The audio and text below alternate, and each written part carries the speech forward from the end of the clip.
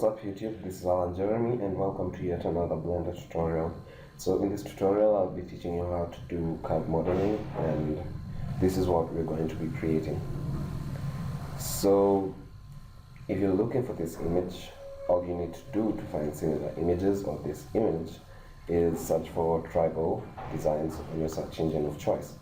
So this is what tribals look like, and the designs are pretty cool, so feel free to use any of them to follow along with this tutorial. So open up Blender, delete the default cube, then check this background images checkbox, add an image and add your image of choice as a reference image. Then in my case I changed the opacity to 0.8 so that I could see the image more clearly with less transparency, because that's what opacity is. Anyway, and close it down. And before we start modeling, I'm going to explain a bit about what you will use curve modeling for, why it's awesome, and maybe why it's not useful in all cases. So first of all, curve modeling can be used to model things that have a lot of curves. For example, this image, as you can see, there are a lot of curves. Something like this. Forgive my poor drawing. I never was a good drawer or pencil artist or whatever they're called. So yeah, this curve, this curve, this curve, and this, and this, and this, etc, etc, etc. Okay, so I guess you get the idea. So if you were to model this using normal modeling techniques, not like curve modeling is abnormal, but using maybe, let's say, vertices or something, this would take a lot of effort, as well as become quite stressful in some cases. So that's why curve modeling comes to the rescue. So the first thing you want to do is add a curve, Bezier, I think that's how it's pronounced. I always have a hard time pronouncing this. Then go to this curve settings, and under the curve settings, then we are going to, where was it?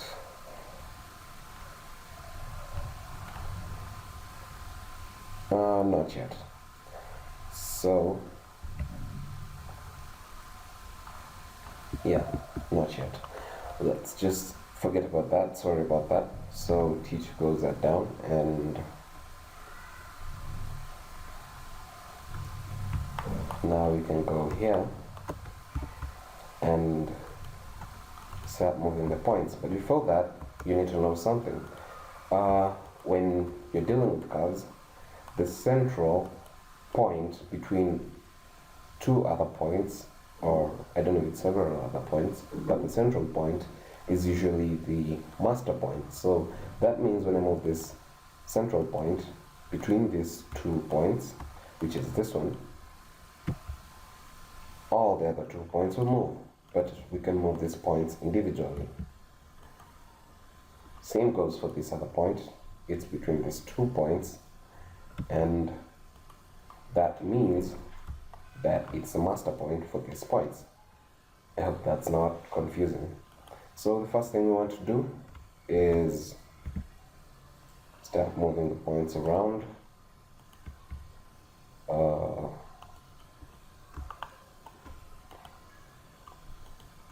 Try to get it as close as possible, to match up as close as possible. I mean,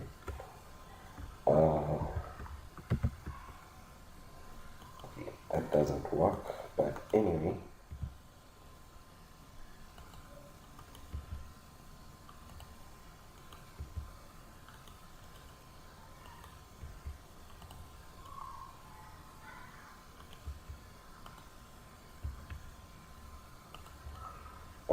Yeah.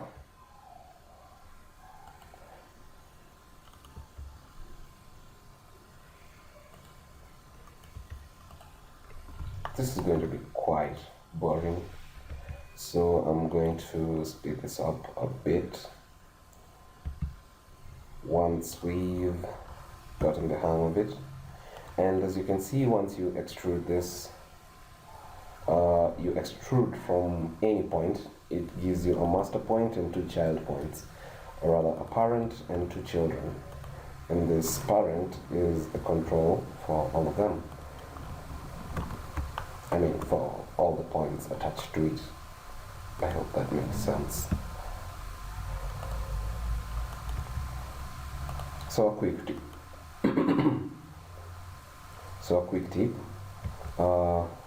When dealing with curves, if you want it to align close to perfectly or perfectly, then you have to make the points to be at a tangent with the curve. For example, okay, wait, before I give you an example, for those who don't know, a tangent is where a line touches only one point of a curve perfectly. I guess I don't know if that's the mathematical definition, but for example, this is a tangent. Like this line is a tangent because it's a line that touches a curve at only one point. I guess that's the definition of tangent. So if you want your curves to be properly aligned, then yeah, it's a good thing to know.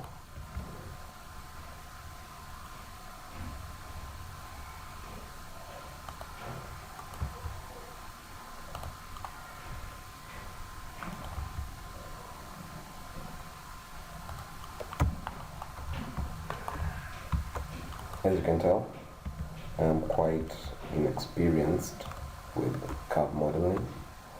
I just recently started using it myself, so mine not the speed, mine not.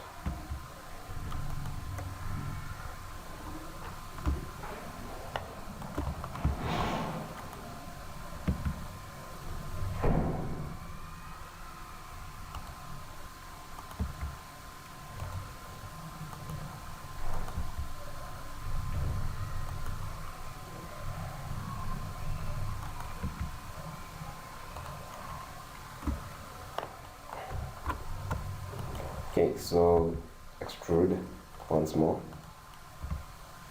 and we're going to set this here.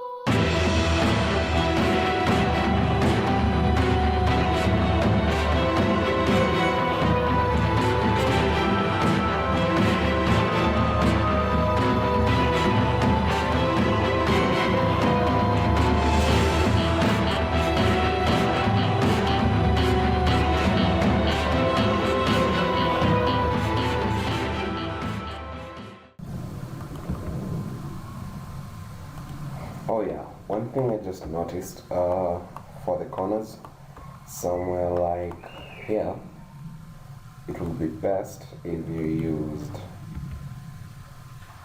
let me just move this, then explain.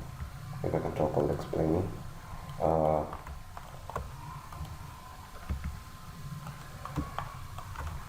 It would be best if you used this parent point as the tip, then it's going to be easy to create that curvature.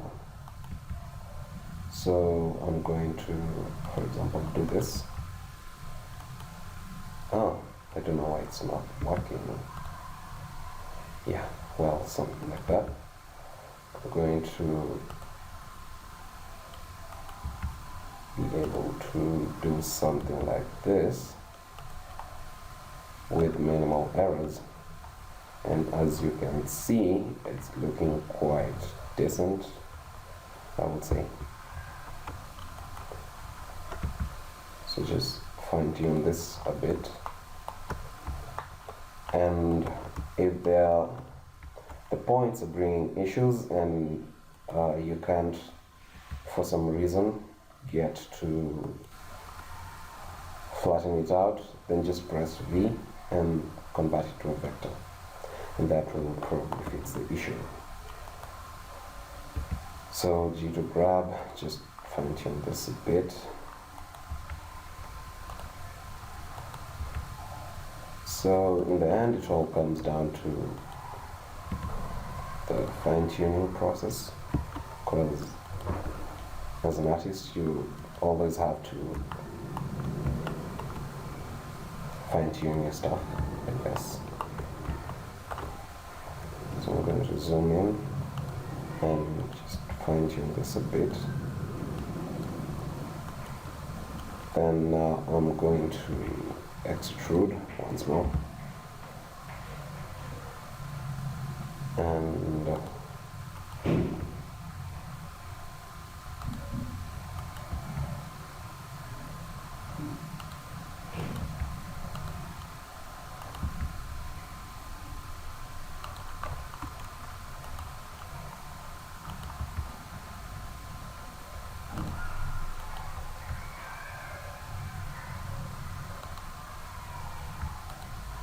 well, something like that. You get the idea. Then extrude once more. And since this is a sharp point, then we're going to use this master point as the central point, if that makes sense. So something like this. Then extrude once more, and this is getting messy. If someone can tell me how to get rid of this arrows, then that would be great. Okay, so convert that to a vector, just so that it's a bit easier to work with. So I'm going to move this here, move that there, then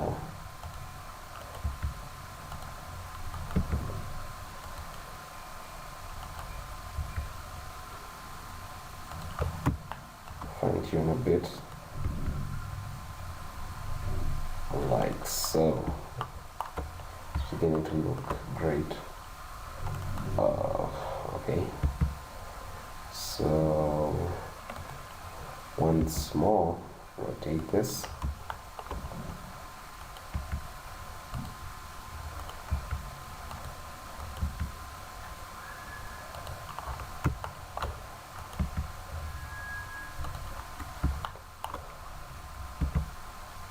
Then extrude once again, rotate, just keep doing it, and we are almost there, so stay with me.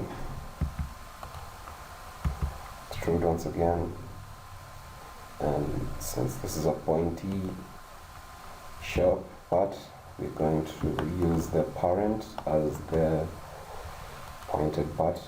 Then we're going to vectorize this, I think that's the word, and move this a bit.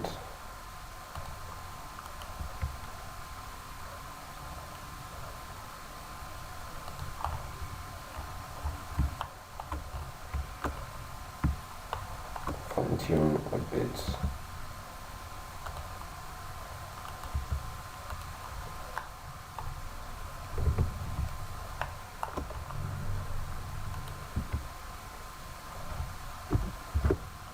I accidentally pressed H and that hit it.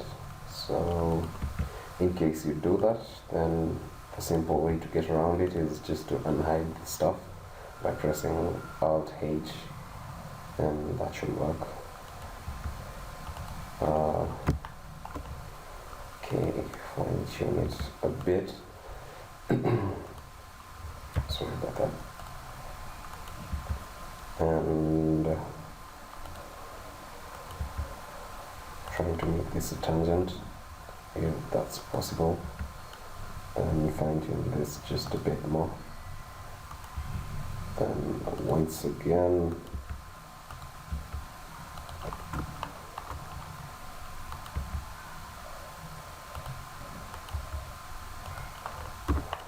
okay, so if you press tab to go out of edit mode, you can see it's looking pretty decent, I'd say. But if you need to fill this in, then it will mean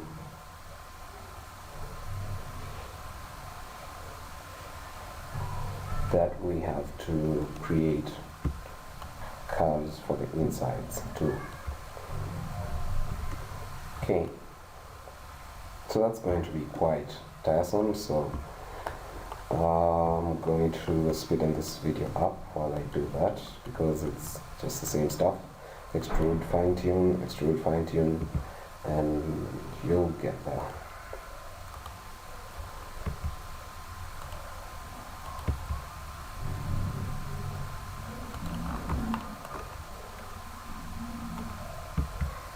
So extrude.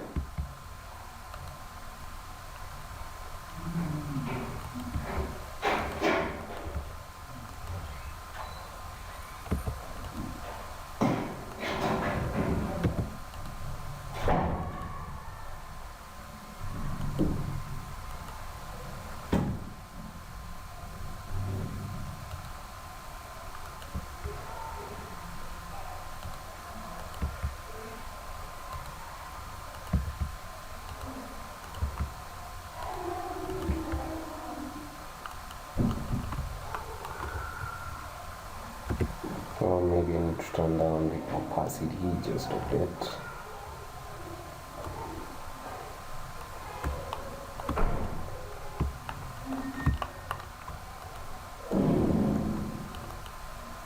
It's ironic when you do something, then you realize that you need it later on. It's just awkward.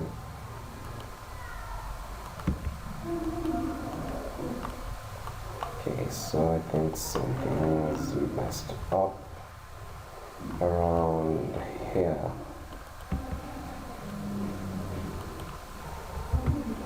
Well, let's see. Oh yeah. So all I have to do is just make this longer.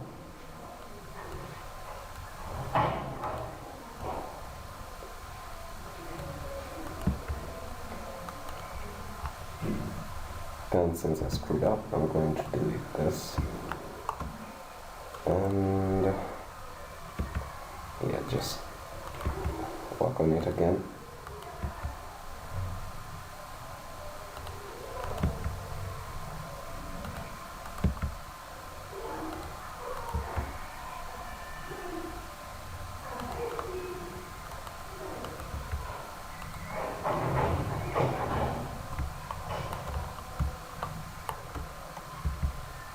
That was pretty close. Yeah. Well, something like this.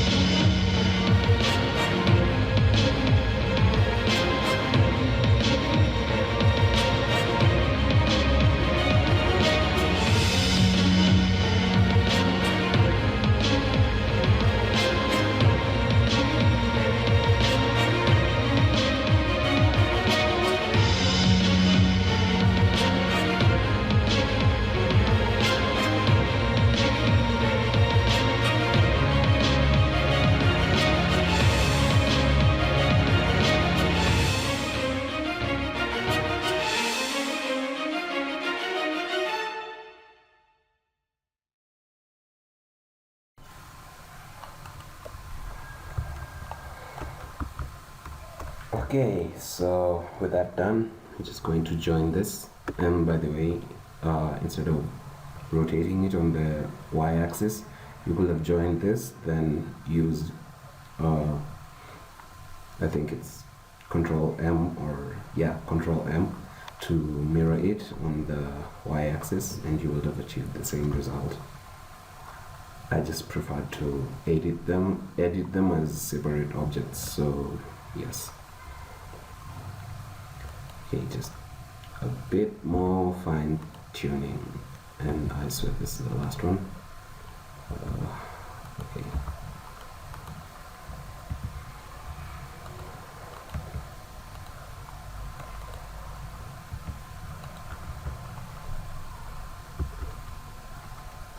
Well, it's not perfect, but it's decent, I would say. So we're going to select this two, then press Ctrl J to join them. And now when we go to edit mode, we can select the opposite ones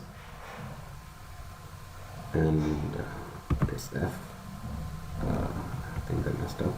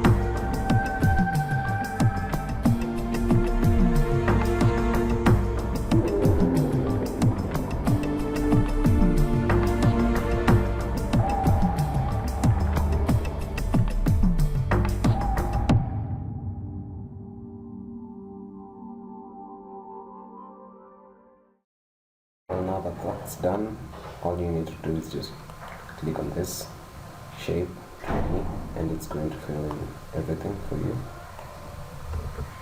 Then you can extrude by using geometry, extrude, and as you can see it extrudes, but that's too much, so 0.2 is fine. Then you can add a bevel.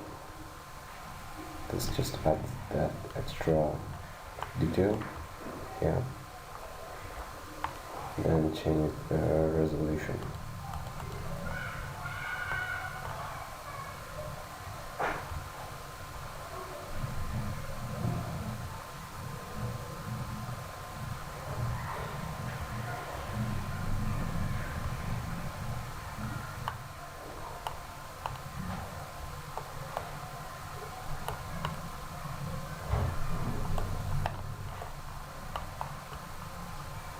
So that's it for this tutorial. Thank you for watching. This is Jeremy, and goodbye.